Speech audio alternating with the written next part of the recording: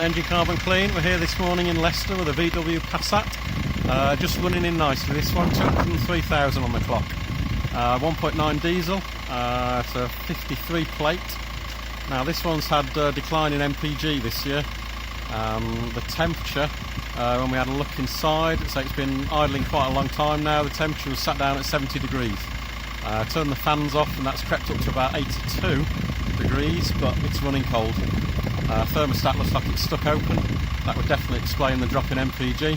I've advised the owner to get that thermostat replaced. Keep an eye on your temperatures please when the weather's getting colder now. Keep an eye on that. If it's running below 90, you want to get that thermostat looked at, because that's going to make your MPG just go down to the floor. Otherwise, 203,000 on the clock definitely needs a clean up. We've got the fans turned off inside now. That's brought the temperature back up to hot enough so we can do the clean.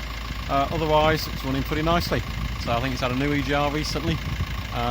Standard clean otherwise. Get this back on the road shortly, but yeah, it needs a new thermostat.